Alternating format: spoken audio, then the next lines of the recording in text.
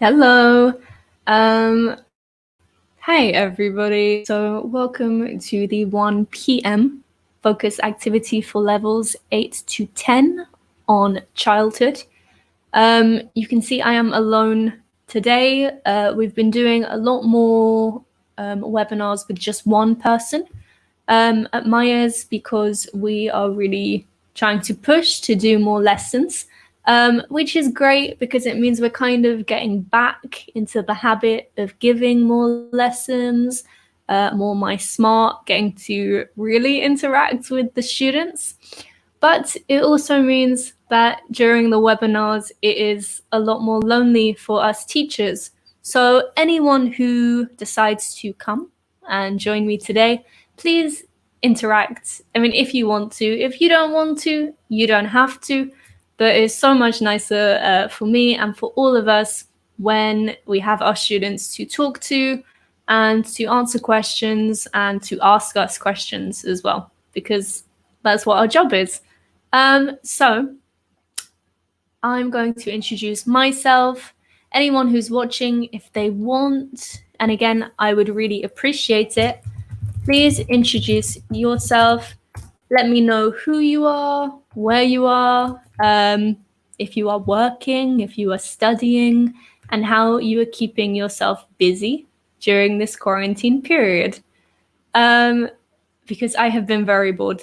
So I'm always looking for new suggestions and ways I can keep myself busy. So while I am waiting for you, and I can see there is at least one viewer, I see you, I'll introduce myself. So my name is Jadene. It's an unusual name, so don't worry if you have never seen it or heard it before. Not many people have. I'm from London in England. I'm 25 years old and I've been living in Milan in Italy since October. So I've been here for 7 months, I think 7 months. And yeah, it's been interesting, mostly because of this quarantine period. Crazy that this has happened. But I'm really excited to go outside again. And especially now that the weather is amazing, because it looks great. One of the reasons I wanted to come to Italy is because the weather is so much nicer than at home. So yeah, it would be nice to actually get to experience that. So today's focus activity is all about childhood. Hey, Eliza. Nice to meet you. Thank you for commenting. I live in Milan. Ooh, which school do you go to? Where I work, or is it more correct to say worked? You can still say work. If you're working, you can still say work. Although, yeah, because of the quarantine, I think you can say work. Don't worry. We're still living normal lives, ish. But yeah, let me know which school you go to because I work at the Meravigli school. So maybe we will get to meet in real life when the school gets to open again. If you've not seen me there before, it's because I was employed just before the quarantine. So I was only in the school maybe 2 times before lockdown happened, which is crazy. But I'm really excited to go and meet all the students properly. So, childhood. In this focus activity, we will be talking about memory and childhood, talking about my childhood personally, but also hopefully some of your childhood as well. Using used to and would to talk about things that happened in the past, and also looking at some different verbs and phrases for childhood. So, straight away, we have some questions. Hi, Jessica.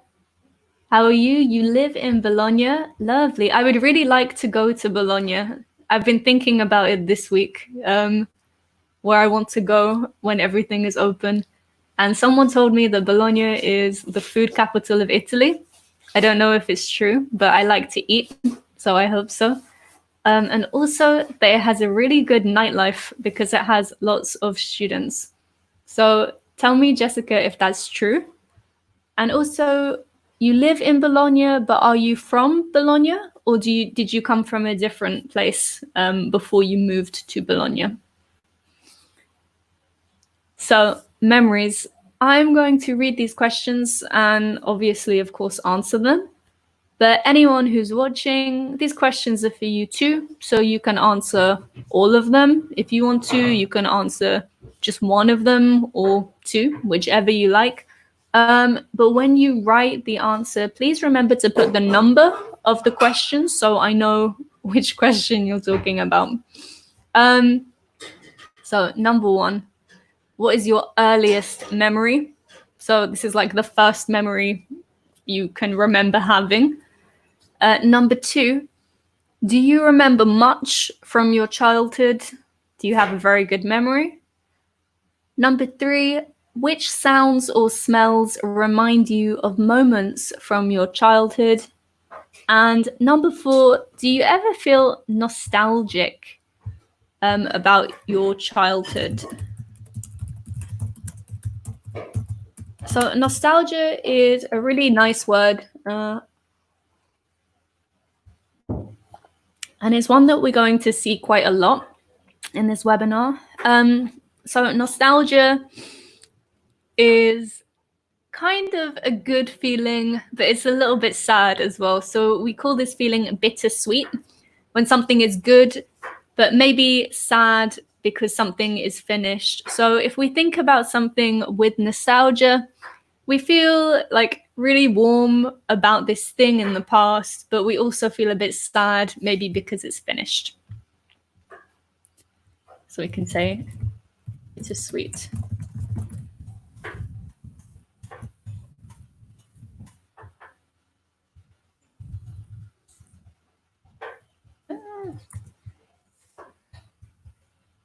Okay.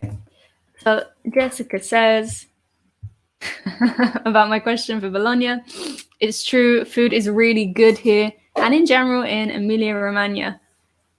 The same for the nightlife. So nightlife, actually, we can just use as one word. And it means like the pubs, the parties, the clubs, etc. There are a lot of places. Remember, if it's more than one, and it's countable to make it plural, where you can drink with your friends. I come from Abruzzo. I live here for work. Ah, cool. Really nice. So I always think if you move to a place and you still like it, then it must be good. Because often people either, well, probably they feel bittersweet. But towards their hometowns, you kind of love it, but hate it. But if you move to a new place and you love it, and you don't have all of the memories of your childhood or the friends you grew up with, then it's probably a really good place. So question one, Elisa says, my earliest memory is the image of my sister. She corrected me because I called her in the wrong way. What do you mean you called her in the wrong way? Do you mean you called her something bad? Like maybe something not very nice? Or you literally made a mistake when you were trying to say her name or call her sister? But that's nice. Are you close with your sister? Do you have any other siblings?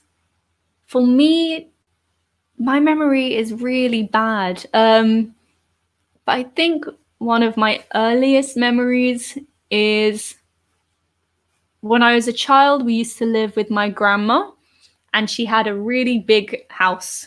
And I remember at night, once my mum wanted some water, and we used to sleep on the top floor, and the kitchen was on the ground floor. So I remember going to the kitchen in the dark and thinking, oh, I'm not scared of the dark. So yes, this is one of my earliest memories, but I have no idea how old I was. Maybe less than 6. So I don't know if that's impressive or not. I'm not sure when children like usually, or when people usually start remembering things. But yeah, this is one of my earliest memories. So then for question number 2, do I remember much from my childhood? No. No, I don't. I definitely have some memories that I know about, maybe because I remembered them before and now I know it happened, or because someone told me about this thing, or because maybe there are some family videos when people used to record maybe at birthday parties, or just messing around with the camera, not really recording anything seriously. But because I had seen the videos of it afterwards, I kind of have memories of things that have happened. But I don't know if they're my actual memories or if they're just things that I know happened, if that makes sense. So let me know, do you guys have really good memories? Can you remember everything clearly? Or do you just remember things that other people have told you that you did? Maybe that your mum said, or... Oh, okay. No, it's sweet. So that's a really nice memory then, Eliza. So we say, I was learning to speak, because we're talking in the past, but it was something that took a lot of time, because you don't just learn to speak in a day. So we can use the past continuous, or some people call this the past progressive. It is the same. So I was learning, and to form the past continuous, just as a reminder to you guys, we use the subject, the verb to be in the past, and then a main verb in the ing form, so with a gerund. I was learning to speak, so I usually made mistakes. Well done for the self-correction, exactly. Because we're talking about something that happened more than once. So we'll use a plural, because you didn't just make one mistake. If you did, then you were a genius. But nice. So that's a really nice memory. Question number 3. Which sounds or smells remind you of moments from your childhood? Ugh. So I heard that your sense of smell is actually really closely related to your memory.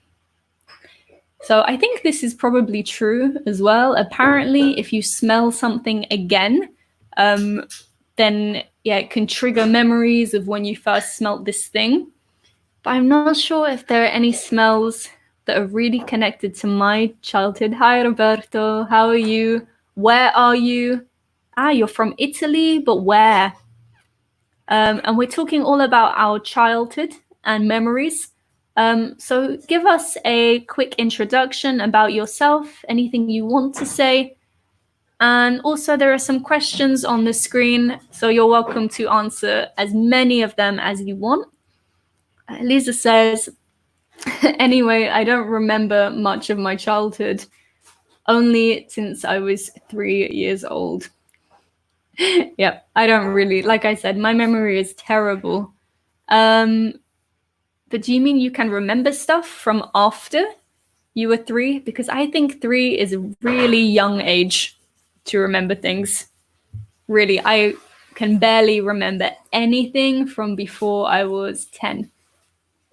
And Roberto says, I don't remember the meaning of childhood. Could you explain it to me? Remember, we always need to have an object or a subject. So could you explain childhood to me? Yeah, of course. So childhood is, we're talking about the period of time from when you are 1 years old until you're about 16 years old.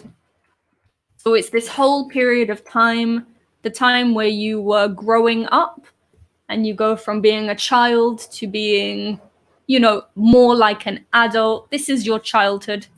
So when you're at school, when you are learning new things, this is all in your childhood. So we have the first question, which is, what is your first memory ever? The second question, which is, can you remember a lot from your childhood? And so I said childhood is from 1 to 16. When you're 16, you are not really a child anymore. So it's probably more appropriate to say from the age. Exactly. So before you're a teenager. But I think many people do include their teenage years. Obviously, it depends on how old you are. But when you are up to 16, you're still very young, and you're still at school and learning a lot. So for me personally, I'm happy to hear these stories from you as well. Which sounds or smells remind you of moments from your childhood? Sounds, maybe some music. At the moment in the quarantine, I've been doing a music quiz, I guess, or not quiz, but like a music, I don't know what you call it.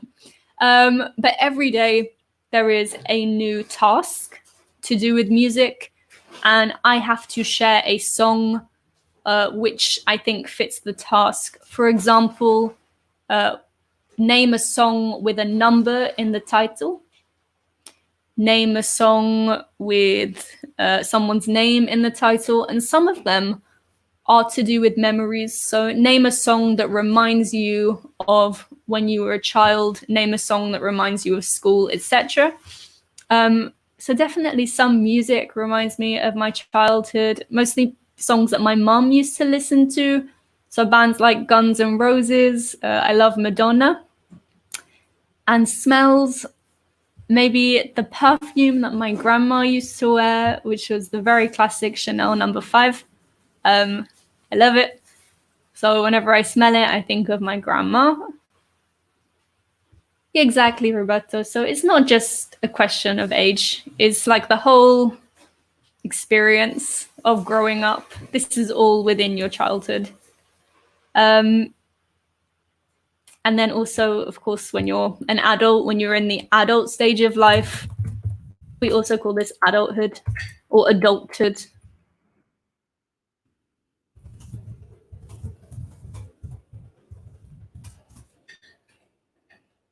So finally, question number 4.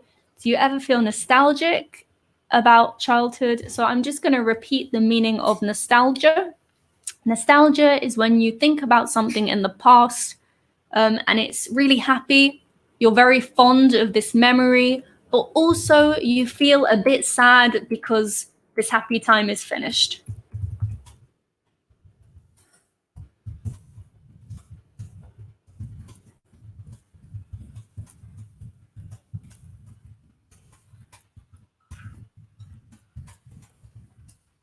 So again, this mixture of feelings where something is happy, but also a bit, there's something sad about it. We can say we feel bittersweet.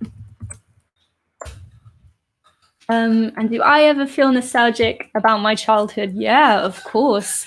Because when you're a child, you just have no problems at all. I mean, probably now I don't really have any problems anyway. My life is quite good. I'm very lucky and blessed and grateful for that. But when you're a child, you're at school, you're just messing around with your friends all the time. You don't have to pay any rent. You don't have to work.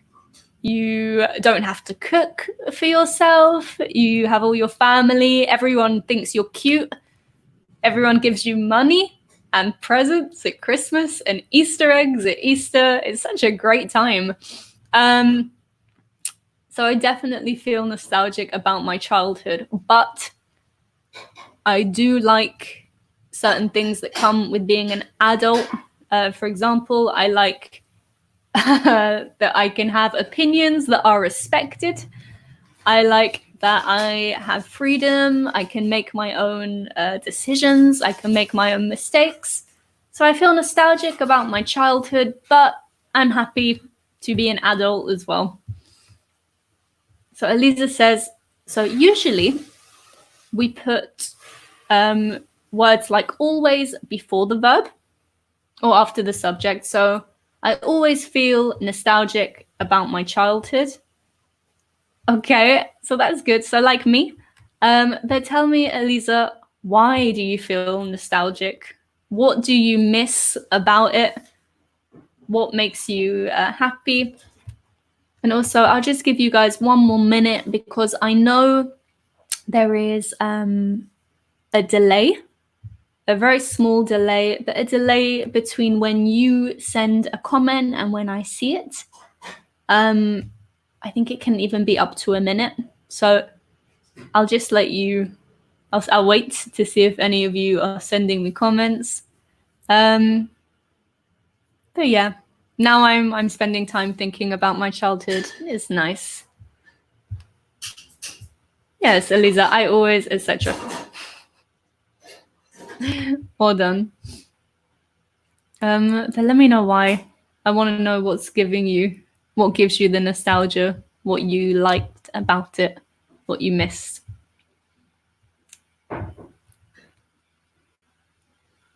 Okay, so now we have a bit of a task as well. It says, when I grow up. So what did you want to be when you grew up? And this means when you were a child, what job, what profession did you want to have as an adult? And then it says, see if you can guess the top 10 jobs that children would like to do when they grow up. So kid, by the way, is just a more informal or more colloquial way, a more casual way to say child.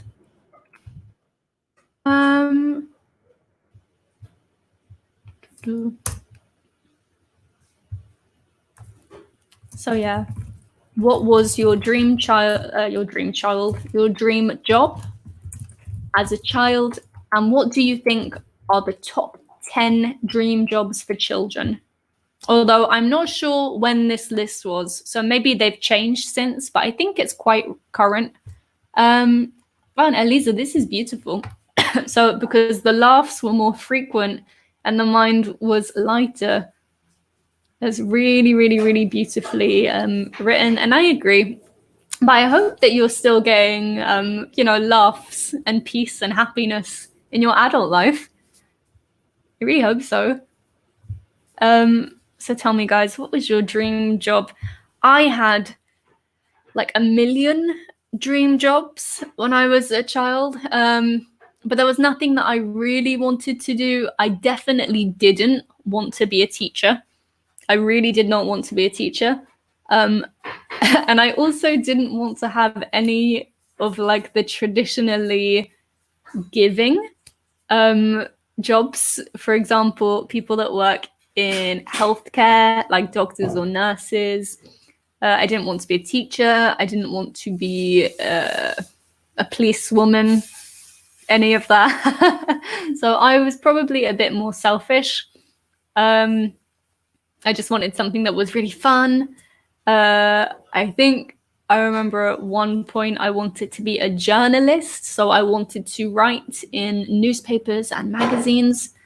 And also I wanted to own a club. And I was quite young when I wanted this as well.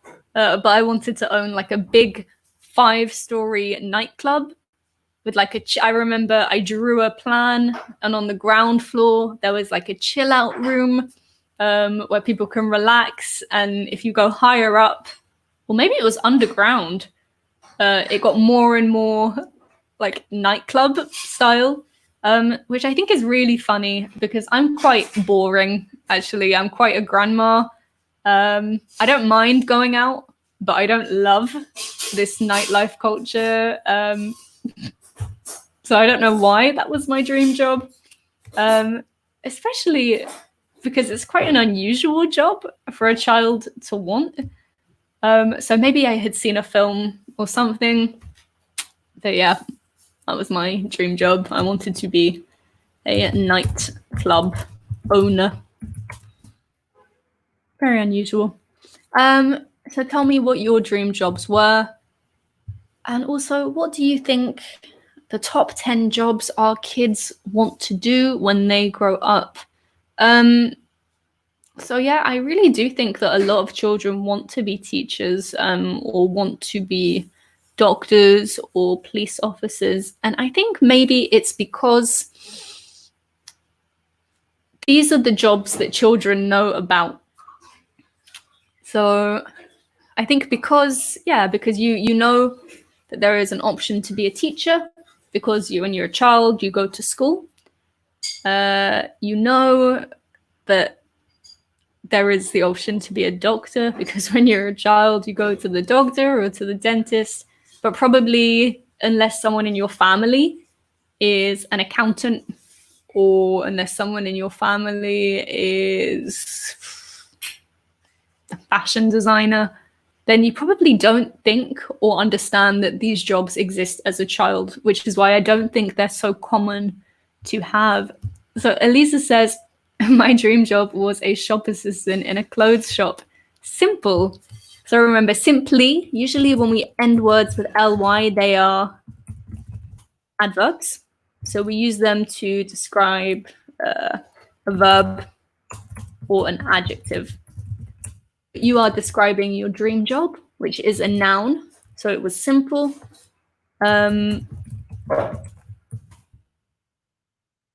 So we can just use a regular adjective. So we would say simple. But cool. So Elisa, what do you do now? What is your current job? Do you work in a clothes shop, or do you have a completely different job? Okay, and Roberto has quite two very different dreams. So my dream job was a soccer player. So soccer, just for your own reference, soccer is very American. Soccer is the American way to talk about this sport. In the UK, we say football. But yeah, of course, you can say either, but just as long as you're aware of that. So he wanted to be a soccer player or a bricklayer. So very different. But actually, both jobs are very physical. They're both very physical jobs. You have to be very active. I'm assuming you have to be quite fit to be a bricklayer, because bricks are quite heavy. You work with your hands. I was crazy. So yeah, tell me again. So Roberto, what job do you do now? Do you have a job that's physical, or do you have a job where you use your mind? And Elisa says, I became. So in the past, I became, or if you're still studying and trying, then I am becoming, because it's something right now, a psychologist. Fantastic. So yeah, really different, but really interesting. And Roberto agrees. He says it's a very interesting job, psychologist. Wow. Oh, and also, as well, I'm not sure if you guys know, probably, but just in case, but you know, in English, we have lots and lots of silent letters. So when we say psychologist, which is the person with the job, or psychology, which is the study, we don't pronounce the P. So the P is silent. It sounds like it starts with an S. And Roberto is an engineer. Interesting. So engineers, though, an engineer is quite a broad term. Do you work in science? Are you like a chemical engineer, a civil engineer, math? I don't know. Electrical engineer. There are so many options. So yeah, tell me a bit more about it. Okay, and then we'll move on. So no one guessed what the top 10 jobs would be for kids, but I'm going to reveal the answers to you anyway. And also, I know this is a bit confusing for people, but in spoken English as well, we're very lazy, English people. So we say two words all the time. One is gonna, and one is wanna. And gonna is just the spoken and casual way to say going to, and wanna is the spoken and casual way to say want to. So if you ever see it written down or you hear someone say it again, like me, I say it all the time. You don't have to be confused. And Roberto is teasing me now. You want to know too much. It's true. I'm very nosy. I want to know everything about everyone, even if it's none of my business.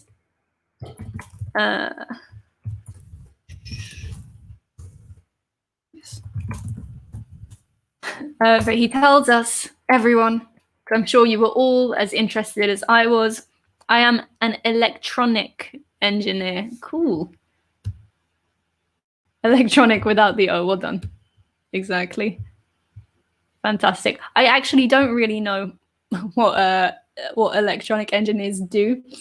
I don't know if this is someone who works with robots or if it's someone who maybe goes to buildings and houses and does the electrical wiring of an apartment. But I'll Google it later. Or you can tell me, of course. So the top 10 jobs that children want when they're growing up. And tell me if any of these surprise you. So number 10 is to be a singer or a musician. Again, I'm not really surprised by this. I think lots of children like the idea of being famous because, again, they see famous people and these famous people look like they have incredible lives. So I don't blame them. Yes, so we say, I don't read your name well. Yes, it is. It's Jadene. Oh, it's spelt a bit interestingly. It's spelled Jadene. But we pronounce it like this. I guess if you speak Italian, this is this is the way you would pronounce it.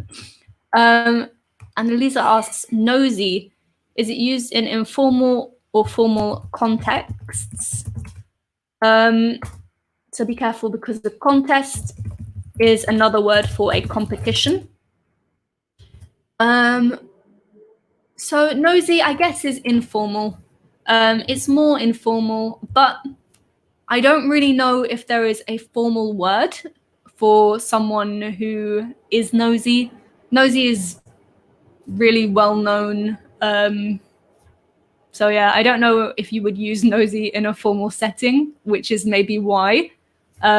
It's more of an informal word. That if there's someone who always wants to know everybody's business, we can say that they're nosy.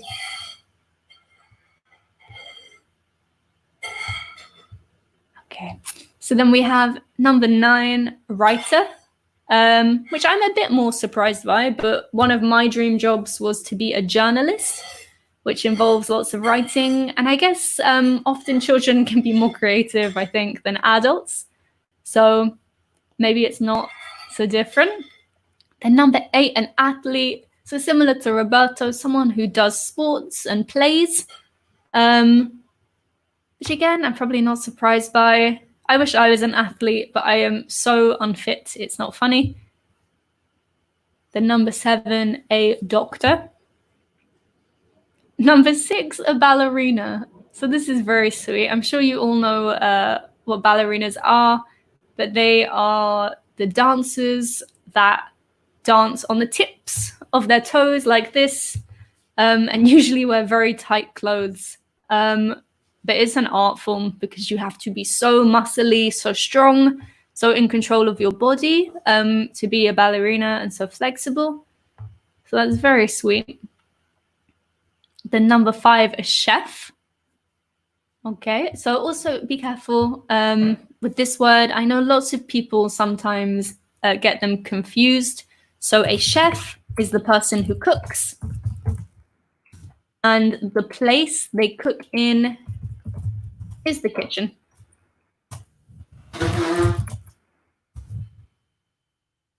And also chef, you can say chef. Again, I think chef is a bit more British. Whereas in America, I think they just refer to the person who cooks as a cook.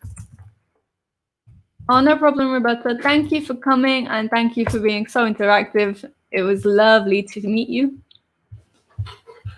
Okay, so we have chef. Then we have a firefighter. So this is someone who puts out fires, of course. And firefighter is the gender neutral term.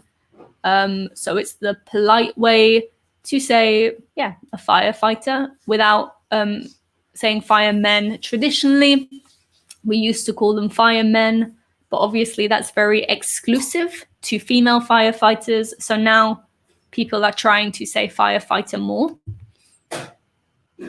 And then we have an astronaut, so someone who goes into space and looks at the moon. I've heard that lots of children want to be astronauts, but I think this is a very boring job. I think it would be very lonely and you have to study so much. Then number 2, an actor. So again, a famous person. And number 1, a teacher. But yeah, like I said, I don't think this is because teaching is the ideal job for many people, but I think it is one of the only jobs that children know. So I'm not surprised, but I don't know, I like it. I like to be a teacher. So now we have some language. On the left, we have some phrases, and on the right, we have some potential meanings, but they're not in the correct order. So while I read out, I'm going to read the phrases first, and then I'm going to read the meanings. For anyone watching, please take part, please match them up, type in the comments, and let me know if you think you know the answer to any of these. So on the left, the phrases we have are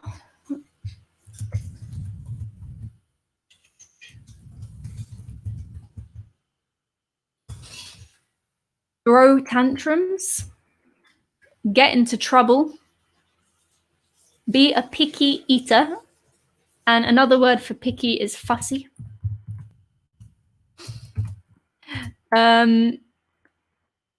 Be told off, share your toys, look up to, and make fun of. And then on the right, we have the meanings. So be reprimanded by an adult, and to be reprimanded means to be in trouble. So to have someone correct you for a wrongdoing that you have made. Or punish. Punish is a better word. So to be reprimanded or punished. Then to cry and roll around on the floor. Ridicule or laugh at. Be fussy about food. So I've kind of given this one away. I didn't read the meanings afterwards, but you should all be able to work this one out then. Respect or admire. Allow other kids to touch your things, and to suffer punishment for doing wrong. So while I just wait a minute to see if any of you give me any answers, I hope so, because I already know what they mean, so it's better if you match them up. I'll talk a little bit about my childhood. So I was a very naughty child when I was little, and I used to throw a lot of tantrums and probably make life very difficult for my mother.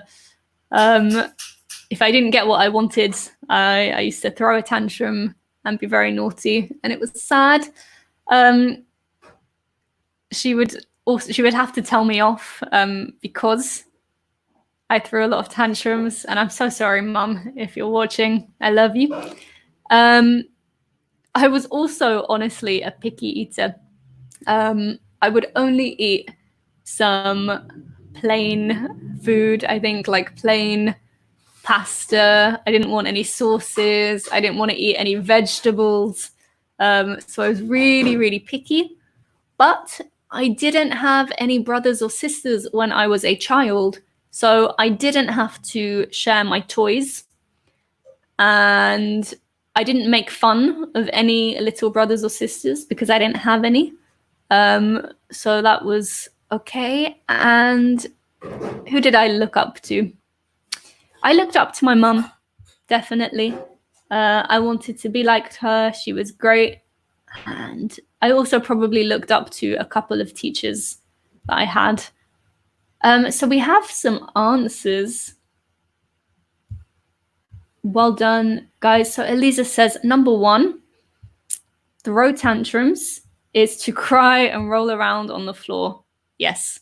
So if you ever see a child screaming, kicking, fussing around, they are throwing a tantrum. Then number 2, get into trouble. Lisa says, suffer punishment for doing wrong. Exactly. So if you cause trouble, so if you cause a problem, you can get into trouble. So you can suffer a punishment. So be careful. They have slightly different meanings. To cause trouble. So where trouble is the noun, you cause a problem. To get into trouble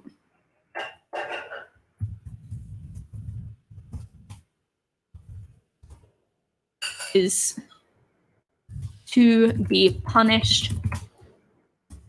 Lisa also says you get into a lot of trouble when you were a little child.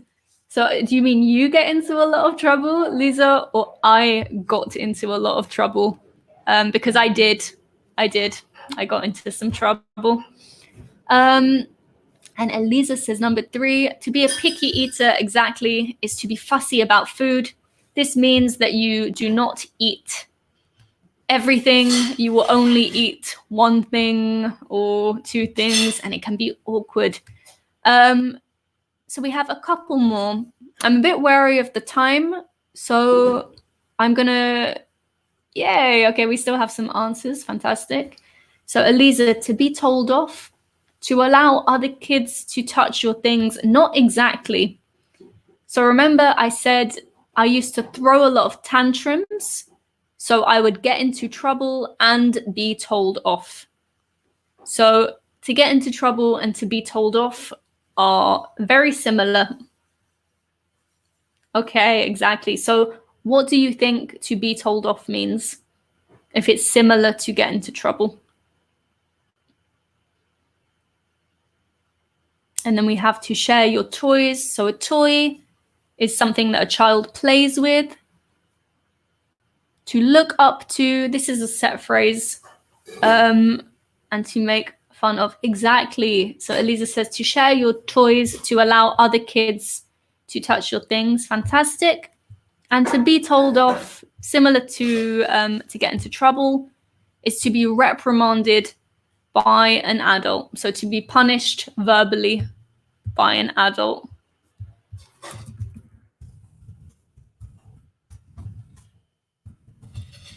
So we have 2 more options.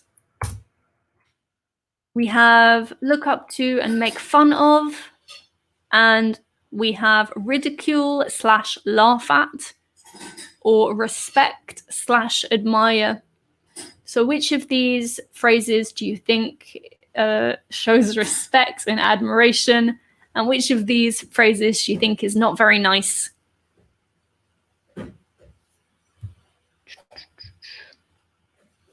So yeah, being cautious or wary of the time, and because I want to quickly get onto the grammar, I will show you these. So to look up to someone is to respect or admire. For example, I looked up to my mum. I look up to my teachers. I look up to, oh, well done. Sorry, I've just seen your answers. But usually only children look up to someone. So at the moment, it's very rare for an adult to look up to someone. I don't look up to someone. I can still respect people, but this phrase we really only use for children. And to make fun of course, is to laugh at someone. And this is not nice either. So to make fun of is very negative.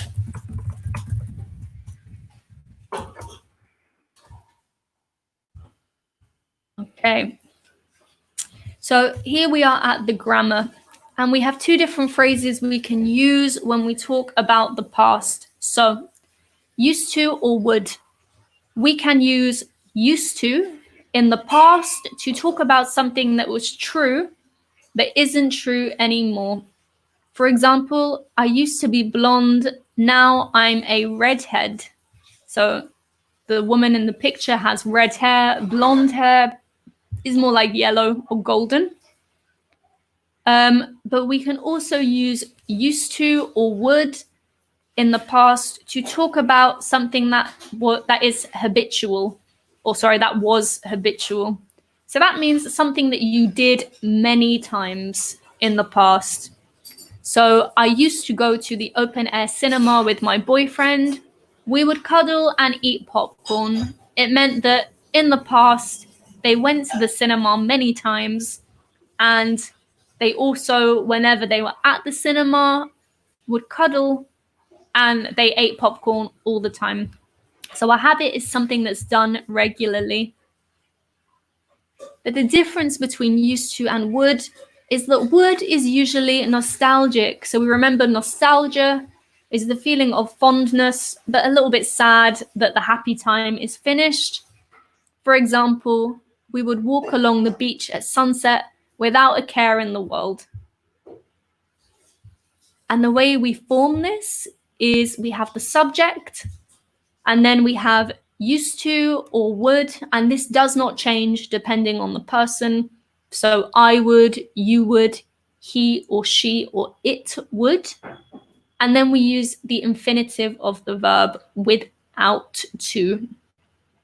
So for example, and it would be great if you can make your own sentences as well about the past. I'd love to see you use them. But I used to wake up in the morning. This is because regularly in the past, I woke up in the morning. But now it doesn't happen. Now I wake up basically in the afternoon. It's horrible. So I use used to for something that I did in the past, but now I don't do anymore. So I used to wake up, and wake up is the base verb. Early in the morning. Now I don't. And before quarantine,